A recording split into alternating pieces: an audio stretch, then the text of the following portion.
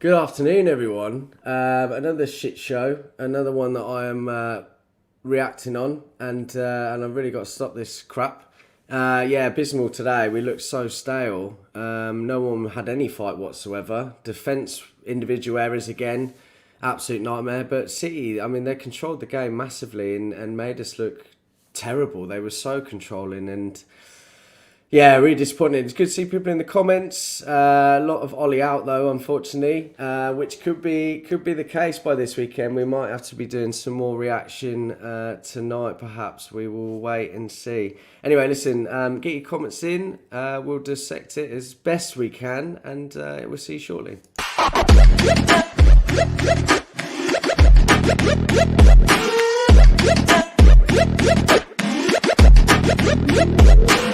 Click subscribe to get daily Manchester United content from Passionate Reds, only on All for United.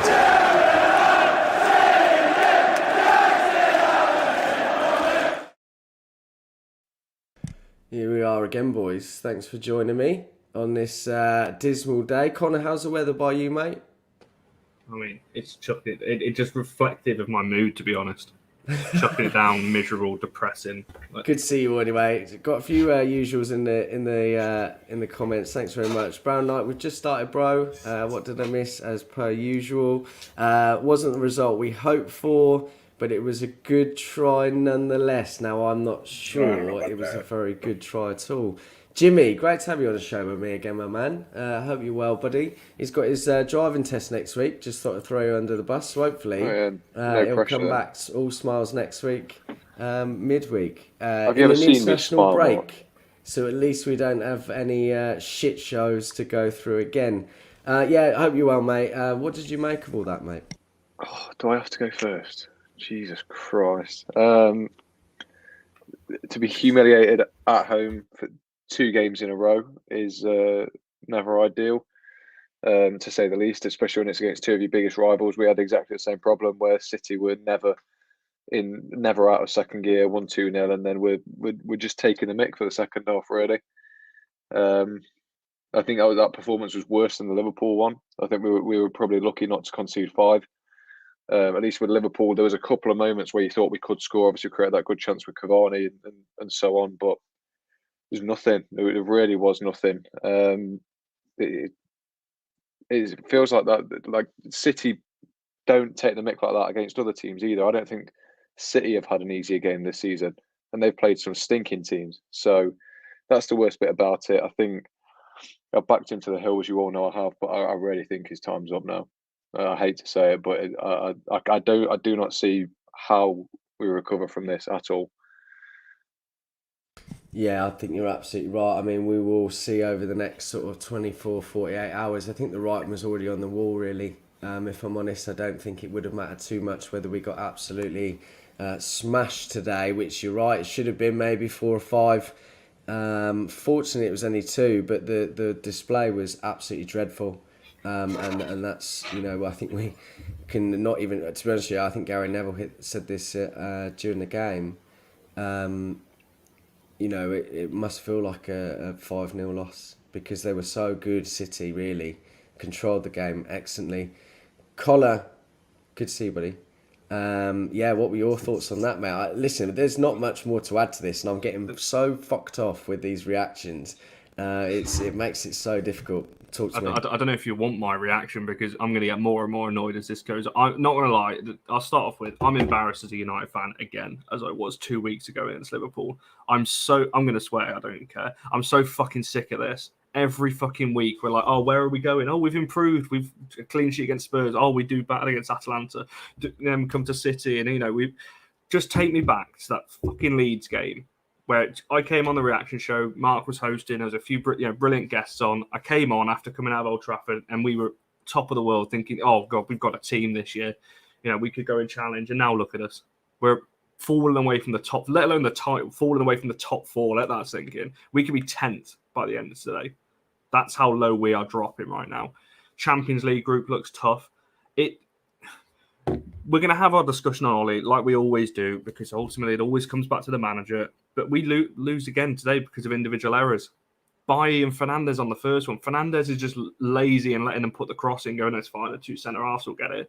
Bailly's then lashing out and panicking because it's come to him. The second goal, I don't even know what we're doing there. Wan-Bissaka's just like, again, just like, put the cross in, we've got this, it's fine.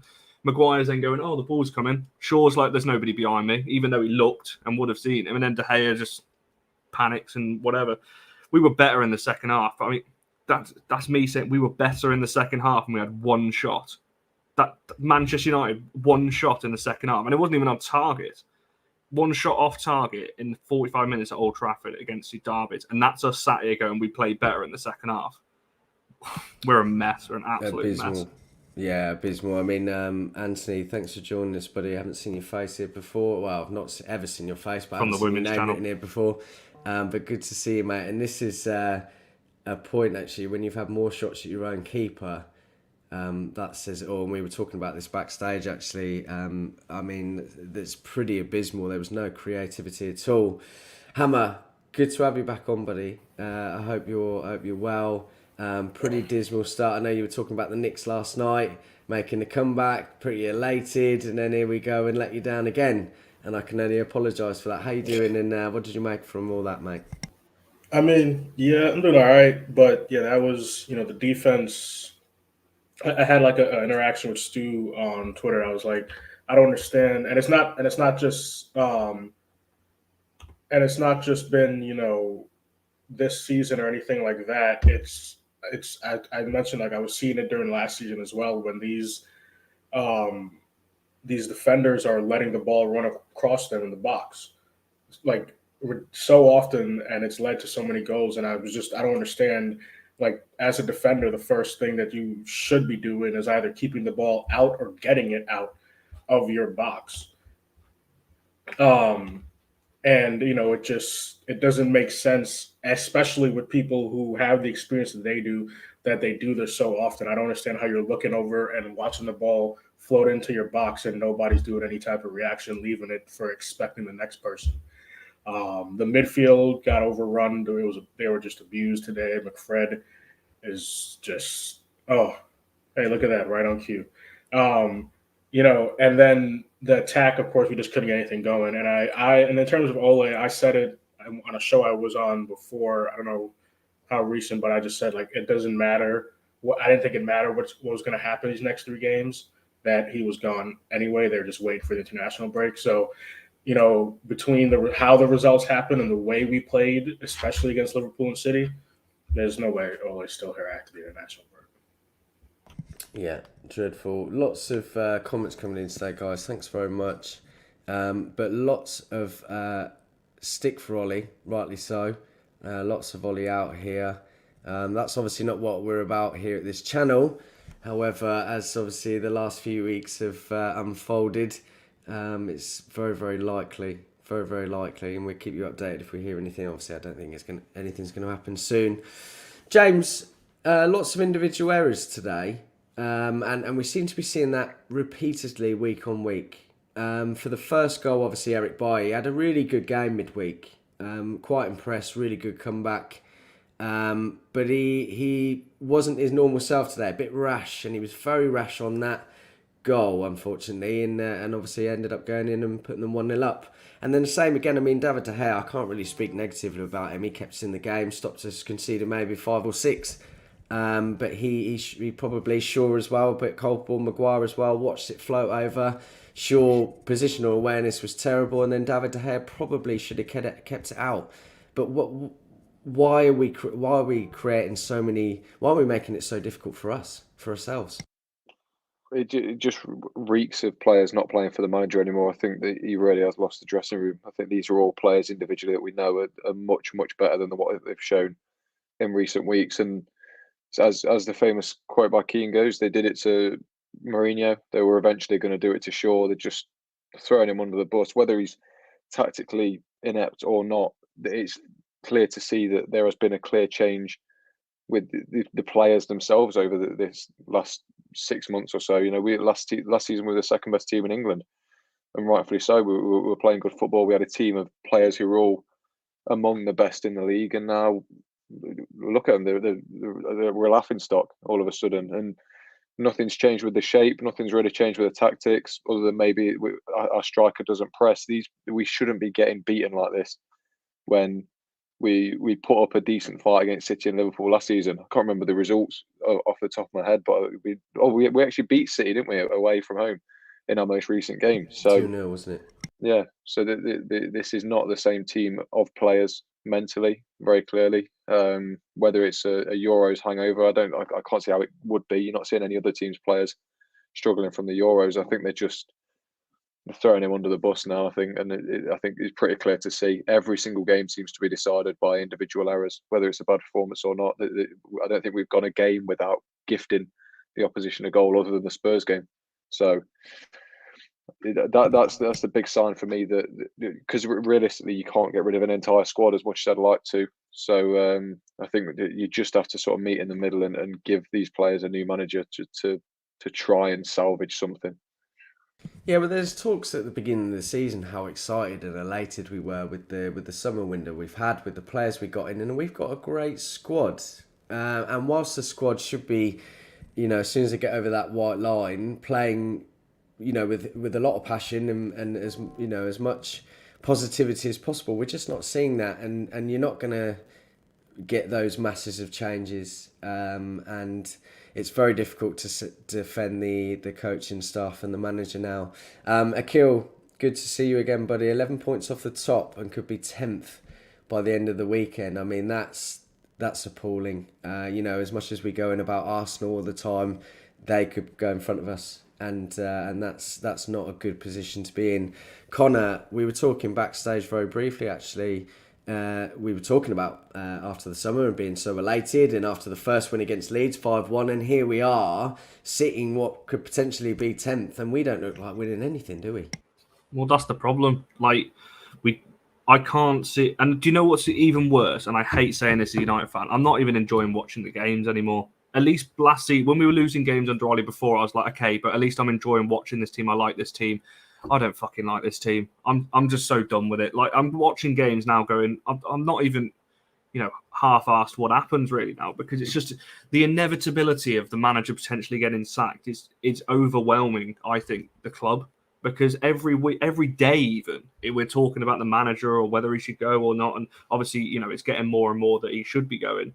But I mean, ultimately, like James said there, individual errors are costing us every single game. However, would take out the individual errors, we don't win that game anyway. We didn't create anything. Everyone, I get it, people blaming the midfield, but what are they supposed to do when there's two of them versus 5 City players? And McTominay, don't get me wrong, they were poor today, but they weren't the worst out of the lot. They're picking the ball up and going, right, let's look up. Oh, Christ, I've got 3 City players on me. Ronaldo's 30 yards up pitch. Wan-Bissaka's over there. And we are indeed. But what are they supposed to do? I tweeted this at half-time, Wan-Bissaka, he had a really poor game, especially defensively. But what's he supposed to do when he's got 3 City players around him and half the team are like 20 yards away hiding? You're just asking for trouble. So individual errors are costing us goals, but we're doing absolutely nothing to create anything going forward. And it's almost like, Just a quick one, very quickly. Eric, thanks very much for your donation, mate. Really, really appreciate that. He's got a question for us very quickly. I'll go to you first, Connor. Will the board take action during the break, or will they stick with him until it's mathematically impossible to get the top 4? Well, it's looking like we're dropping away from the top 4 now. So if we're not careful, we've got Watford and then we've got Chelsea and Arsenal after the international break. If we're not careful, we could be dropping away from it and then really in trouble. They're going to have to... I hate saying this because I've said for years that I don't call from... And I still will not say those words. But you've got to do some kind of change now because, like James said there, the players are not necessarily... I don't quite know, to be honest, if they're playing for him or not. I don't buy into this, that players down tools, but there's something's not right. And we can't, it's like I just said, we can't go week to week going, oh, are we going to win this? Should Ollie go? Is he going to go if we don't win it? Like, it's just getting inevitable. So I think my personal opinion is it will happen. I thought it was going to happen even if we'd won today. But I don't think they'll wait until it's mathematically impossible because we're dropping away now. We could, Champions League group is looking tough as well if we don't beat Villarreal away. You're looking, it's just a big mess. So I don't think they can afford to wait because I don't think the players will wait. We've got a chance now of rectifying it with international break. I'm not. You guys know I'm not an international fan. I can't stand international football. But what it does do is I thought you loved it, but it gives the club a chance to reset. So I think he's probably going to have to be moved on. The one thing I want, though, is I want him moved on in the correct way. If he does go, I don't want people then going after him. Like we've seen in the last few weeks, getting personal and almost hounding him out. He's still a club legend. Let's separate all that aside, move him on, and let's try and move forward, because we can't have this every week. Yeah, good points, well made. Good comment here by Afik. I hope that's how you pronounce your name. If Ollie's here to stay, we can only hope for him to improve, but he's been here for 3 years. And again, Connor mentioned this, we've been doing this for 3 years now, and we keep having the same conversation, and it's very difficult to back him. And with better players coming in every window, however, he's not utilising each of them. This question for you, Hammer. We saw Tellez come on today. Shaw might have picked up a bit of concussion. Hopefully he'll be okay after that, and obviously come back into the team. He's been very poor though this season. Saw a glimpse of Tellez, saw a midweek as well, and Donny van der Beek as well. There's been lots of talk about him. Should he have started? Came on for Fred in the end, wasn't it? I was surprised Bruno didn't get taken off. Ugly Bear would have loved that. But yeah, anyway, so your thoughts on Shaw? I mean, he's been awful. Aaron Wan-Bissaka has been terrible. He was really bad today. Didn't want to take anyone on. Obviously, that's always a talking point for him anyway, but his defending was terrible. He was getting caught out so many times. Yeah, I think I don't know if it's the position, right? Like people talk about that in terms of Wan-Bissaka, right? People talk about his position and his positioning in general isn't great. So I think there were a lot of times where he was getting caught upfield too much. So it was either, out of position and trying to get back, or just, not being in the right type of, positioning is the word, but like, you know what I mean? He wasn't in the spots that he's usually in, even when he is in decent position. And then in terms of Shaw, I think Shaw has just been really off form. Everybody's talking about it, I think, every week.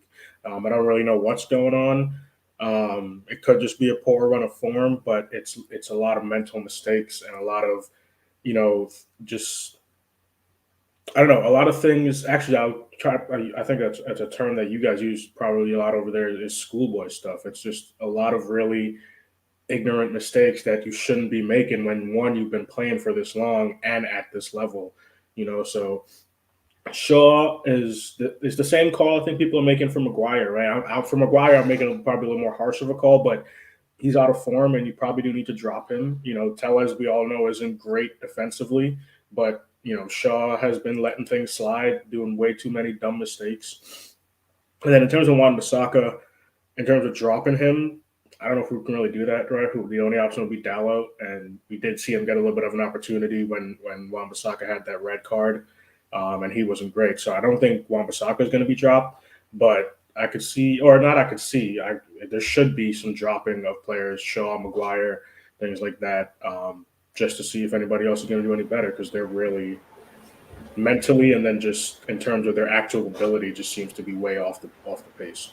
Can we stop this as well, especially on social media, that Maguire and Shaw and Wan-Bissaka, these players are bad players? They're going through bad runs. They're not bad players. I've seen a lot of players go, this is what we paid 80 million for. This is the Shaw that we know. No, it isn't. That wasn't a fluke. Maguire wasn't one of the best players in it. Same with Shaw, actually. One of the best players in the Euros. And for us last season. That's not a fluke. You fluke a few games. You don't fluke a whole season in an international tournament. So let's stop this rhetoric that they're bad players, because they're not. They're on bad runs of form. There's a difference. Yeah, well said. I think it's very easy for people to point to those things, 80 million, 50 million for Aaron Wan-Bissaka, and use that as a scapegoat. But yeah, let's not forget. You're absolutely right, Connor. A really damning stat here, James. 21% of Man United's home defeats in the Premier League era have come under Ole Gunnar Solskjaer. This isn't me going into Ole. I'm just trying to bring up some stats and obviously go through with the boys. Despite him only managing the club for 4.7% of the club's Premier League games at Old Trafford, that's pretty poor, isn't it? Yeah, it's not ideal. Not ideal at all. I think the stats will be skewed by COVID. Obviously, no fans in the ground. Every single team suffered more at home, but that's still, it's not an excuse. They won't have skewed it that much. Yeah, Fergie's a tough act to follow, believe it or not, isn't he? But That is the most worrying thing. That we're better away from home than we are at home. You know, Old Trafford should be a fortress, and it's to play. The Roy Keane's literally just said it on air. You know, ask Everton, ask Aston Villa, ask Liverpool, ask Manchester City. Old Trafford is not a difficult place to come at all. However, the fans try and get the mood up, try and get the atmosphere. I thought the fans were incredible again today. You could hear them through the TV the whole game, and even despite being humiliated next to the noisy neighbours. So there's nothing really the fans can do to get these players G'd up. There's got to be some sort of internal thing that's going on, and I don't understand it. But it's just yet another blotch on Solskjaer's record, which it hurts as a United fan. It hurts seeing Solskjaer doing this bad. It hurts knowing how different things could have been if we'd have just won a Europa League final. Who knows? But he was so set up to succeed at United, and I cannot put my finger on why it's gone so horribly wrong. And it really is quite heartbreaking, really. It is heartbreaking, and it's very difficult to ascertain exactly what's going wrong. Week in, week out, we talk about the players, the cohesion, certain players not working in that formation, and whatever he does, whatever he changes around, it doesn't change anything. There seems to be just a lackluster approach, even from the off today, Connor.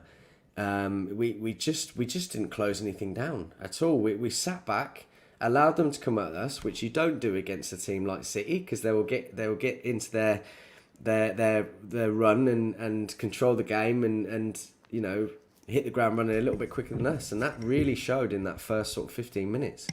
Well, exactly, and it's like we said, these players are not bad players. I'm with James. I can't put my finger on why it's gone so horribly wrong. If we'd after that Europa League final, the interview that comes to mind straight away is Rashford's. We're not finished here. Everything that he was saying about going again. I hate that phrase. We go again and everything like that. But what Rashford was saying, you could tell in his face, he really meant what he was saying about going. Next season, do well in the summer and then go again next season. And we saw that against Leeds. I thought, right, here we go. Southampton, then Wolves. Was a bit dodgy. Then we had obviously the Newcastle game after the international break, and what worries me is how it's gone so wrong so quick. This has not been people with the agendas. I'm going to say have been saying this since Ole came in. Yeah, we've not been playing great, but you don't get to 5 semi-finals or whatever it is, one final and second and third in the league by fluke. You've got to have some level of tactical nous and some quality in your squad to get there. That's not a fluke. But what worries me is how quick this has turned around. Like I said, the last month and a half, it's just all of a sudden, like, we've gone from a team where you go, right, okay, we could challenge it and we could do all right. And now we're like, we could be dropping out the top half of the table. Like, what? How has it gone to this so quick? Like, and I get it, what people are saying, maybe there was a bit of an overreaction to the Spurs game and it was a poor Spurs team, but you have to beat what's in front of you, and we weren't doing that prior to that, obviously, with Villa and Everton. So I honestly don't know. I don't like.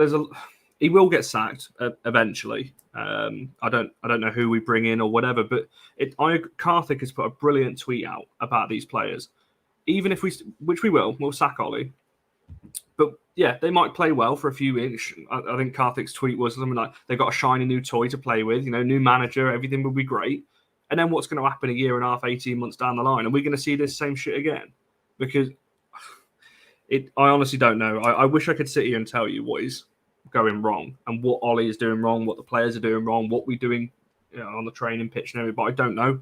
And I think that's the worst thing. I think when we were losing before, you go, right, okay, we didn't do this right, we didn't do this. I could list off 100 reasons why we're not playing well at the minute, and that's the problem. There's just so many issues. There's not just one, and this is why we discuss everything on this channel. We discuss Maguire, we discuss Shaw, Pogba, Fernandes, Ronaldo, Ole, Carrick, everything. The whole.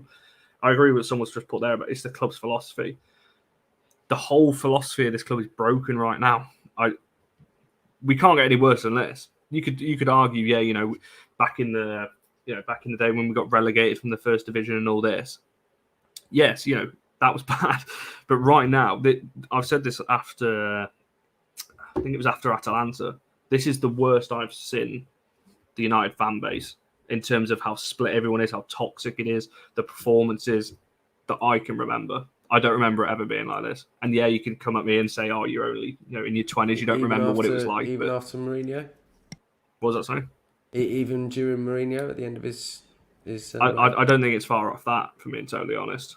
Because, I mean, yeah, the difference with the Mourinho, the back end of Mourinho, the fan base was still the same in terms of how toxic it's become. And that's what I mean. I think the toxicity is the same. You know, fans are annoyed, rightfully so. I'm annoyed. I'm sat here ranting on here. But the difference under Mourinho, the players were coming out and you could, there was arguments on the training pitch and all this kind of thing. With Ole, you haven't really seen that. You kind of see all the happy smiling faces and, we'll get better and all this under Ole. So they clearly like him, but there's a difference. You don't have to, like someone to play well and get on with them. To be honest, I'd rather we just start winning games, if I'm being totally honest.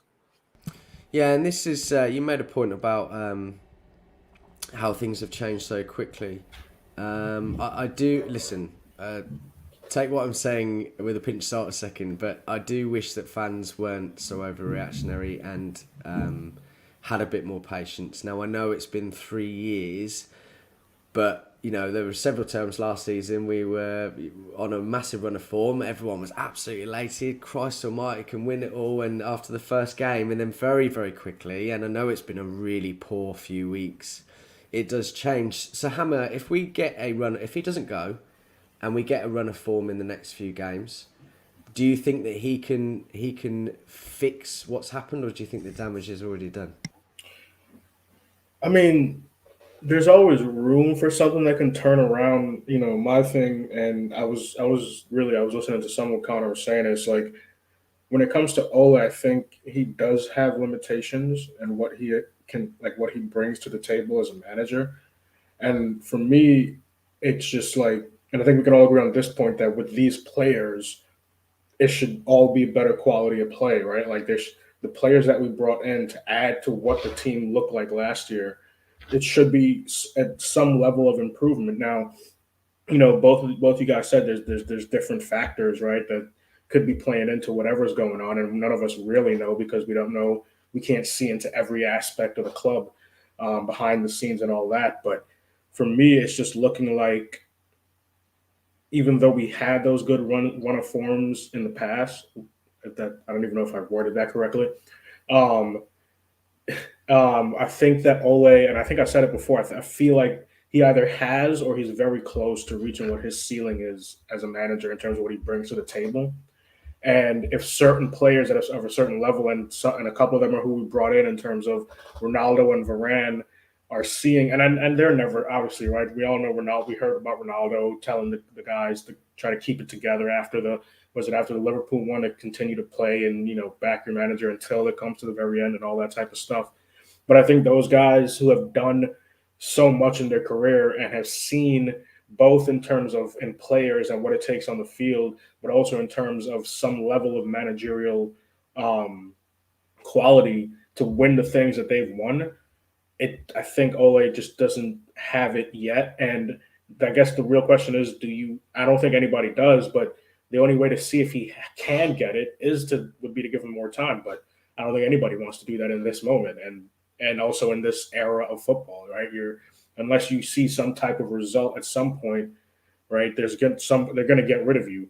And, I think, like I said, I think in my opinion, Ole is either very close or reached his ceiling. And I think certain players who understand what it takes to win top level trophies consistently are starting to see that. Yeah, good points. John, good to see you back, buddy. We have a board and owners who don't care about winning. That's why we're in such a bad position. I agree with what you're saying, but only a few weeks ago we were saying, we've had a good window. The board is still a problem.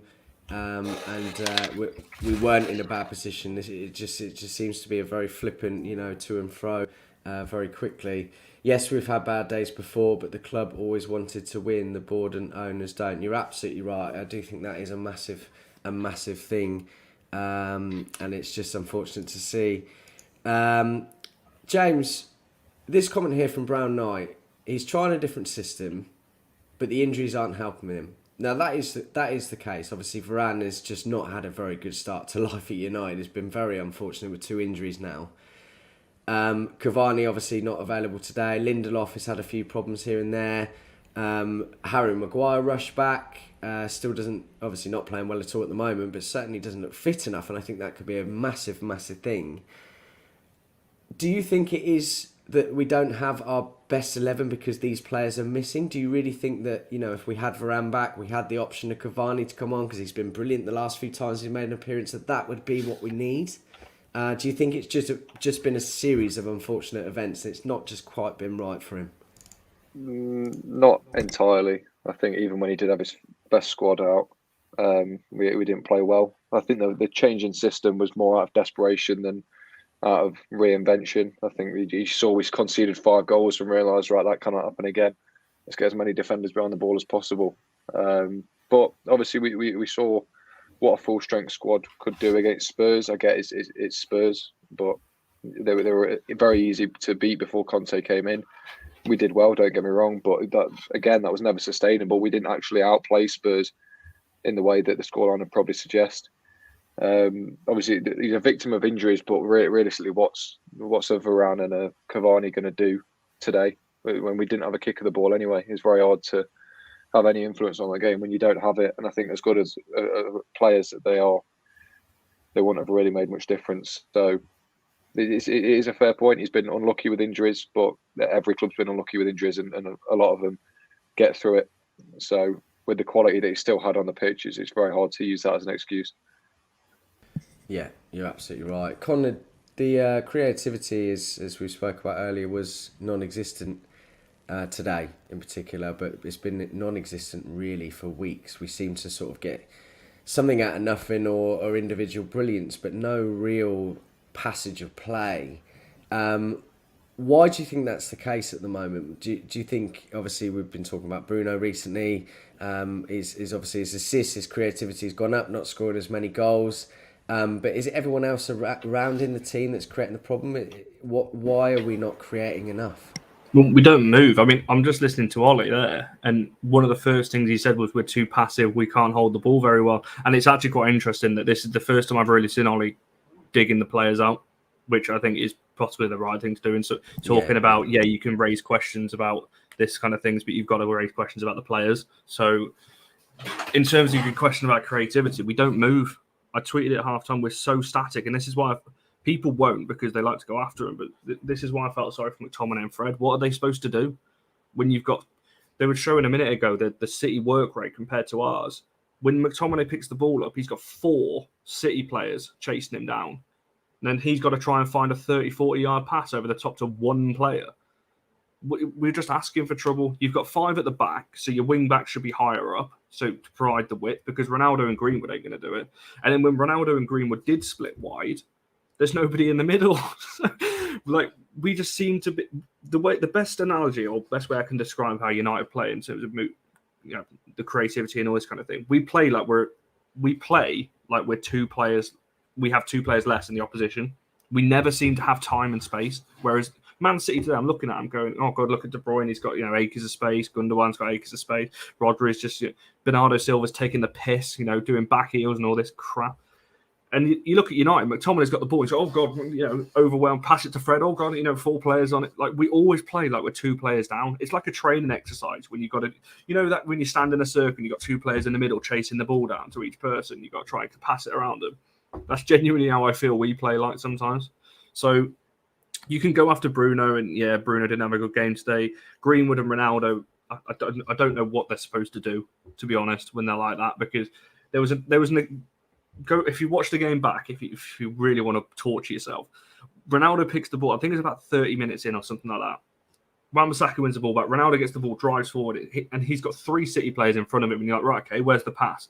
He's looking back. Greenwood's 20 yards behind. McTominay and Fred are, in the back 3, and it's like, Ronaldo's world class, but he's not going to beat 3 City defenders and run 70 yards to score.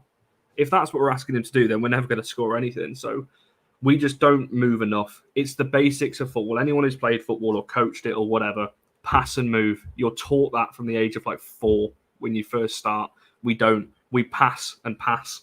We don't. There's no move in that. So that's what I mean. You can't expect to create clear-cut chance. I would love to score. I'd love for us to score tap-ins every week, because it shows that we've created a clear-cut chance. I can't remember the last time we actually scored a tap-in. It's always got to be a wonder goal or, a set piece or something. I don't know. We just don't move enough. It's a simple way I look at it. Well, we scored. They were great goals. Cavani and Ronaldo. They were essentially tap-ins from beautiful pieces of play, and that was obviously a game that we were a lot more energetic. We were chasing the ball. We were more concise in how we played. And you're right. There's just no energy, and I don't put that down to a fitness thing. Something that Ole did bring in, and something he said when he came in was how unfit the players were. And obviously he would have known from his time with Ferguson the kind of drills and everything they went through, and that we've seen that with less injuries as well. So I can't imagine it's that, and I don't think players have downed tools necessarily, maybe one or two, but they do. They just look so depleted of trying to chase anything down or trying to push or be on the front foot or anything like that, and it's really disappointing to see. Hammer, I'm going to close up in a minute, mate. I've got no words today, really. It's another disappointing one, and I just don't see how we come back from this, really. But any final thoughts from yourself, please, mate? Not too many. I think we are either gonna go through an even more difficult patch in terms of they won't sack him right away, so this is going to be however long it takes for them to decide to sack him, or we're going to go through them sacking him. Don't know who we bring in. I saw people commenting in the comments about it. I think I saw people talking on Twitter too. Even if we did sack him, we're not too sure who we'll bring in terms of, right, Zidane supposedly said he's not interested. Ten Hag, or however you say his name, he's not going to leave mid-season. So there's not too many options, but it'll probably end up being an interim. So if they do sack him, we might get one of those. What's the word I'm looking for? Okay, can't think of the word that I'm trying to say. But when that always that new manager bounce that always happens for a month or so. Honeymoon period. There we go. Yeah, we'll probably get a little bit of that if we do sack him and get some type of manager. But this is like people have said, it is more than just, it's higher up in the order of all the club that's going on in terms of what's going wrong here. But if we can get somebody who can handle these players, then maybe we can get something out of this squad. But it's either going to be a real rough few months, or we're going to get some type of honeymoon period before we get a new manager properly in. Yeah, I agree with you, mate. Interesting comment by Brown Knight here. I thought Fred was poor today. I do agree. I do agree with Connor a little bit that he's the kind of running around chasing after nothing, and it looked like it was 2 against 5 in the middle. But he wasn't particularly good. Something I read a few weeks ago, actually, particularly about Scott McTominay, but Fred does the same. The reason why we play sideways and backwards all the time is because they go into, I think it's called the passing grey area, where they sit behind a player and they don't go into the spaces to make themselves open. And this is why McTominay is so good for the Scotland squad in a back three, because he's in position. He's not in that anchor position where he does put himself behind players. It was the way that the Scottish system works, and this is why he's so good in the back three as opposed to a DM. And I do agree with this today. I think Fred was poor positionally. He wasn't making himself available for the defence to find him and to link up that play. And listen, you were right earlier, Connor, with Greenwood and Ronaldo and Rashford today as well. You're only as good as the pass you receive. And if you haven't got that creativity and the players behind you that are able to quickly get that ball forward or create something good, then you're never going to receive it. And how are you expected to? You can't run around the whole pitch, right? James, any real quick, if I final could say thoughts? something on Sorry, Fred real quick. Yeah, sorry about that. If I could say about Fred, I know, and I agree with Connor said too, they were just overrunning the midfield, and it was basically just the two of them trying to do the whole midfield. But something that I've noticed with Fred, and I think we talked about it in other seasons as well. People always talk about how Fred, both of them, right? They press and they break play up and they do all that and they run, but there's also pointless running, and Fred does a lot of pointless running.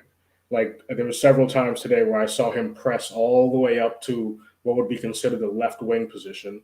We lost the ball. They got into their half quick, and he was jogging back because he was out of breath from sprinting up all the way to the left, the top left of the field, when his position is supposed to be in a holding point of the midfield. So he was out of position, out of breath because he sprinted up. It's pointless running. He pressed all the way up to be out of position. Now they had an attack. McTominay's by himself, and the defense is scrambled. Sorry, I just wanted to point that out. No, that's fine, mate. Just one comment here before I come back to you, James. Sorry, buddy. Cheers, fellas. Good measured chat, as always. It's what we try to do. I appreciate in the last few weeks it hasn't been a positivity, and I can't wait in a few weeks' time for that to happen. James, final thoughts, mate? Final thoughts. It's a great 11 of players, but it's not a great team. I think Ole has to go, don't get me wrong, but there is not a manager available in world football that's going to take this team of players to a Premier League or a Champions League. Please don't be disillusioned with that.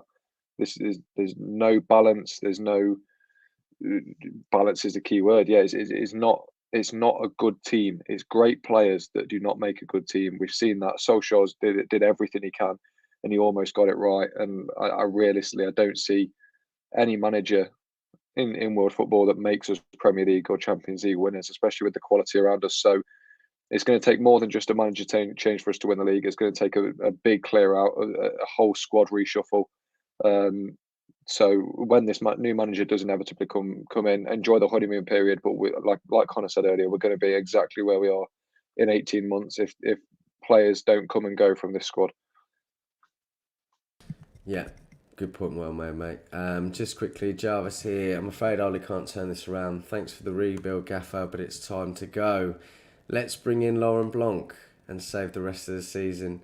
Laurent Blanc, Connor, and your final thoughts, mate? No.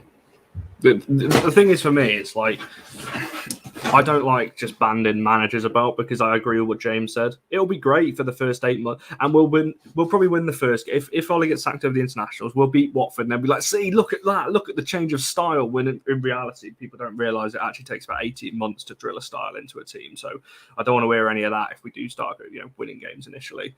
So yeah, it'll be great to start with, and the players will be running and trying and all this kind of thing, and it will be the same again because we don't have a team, we don't have a collective. So that's if you really want it, you can't. But if you really want to try and pin it down to one problem today, we're not a team.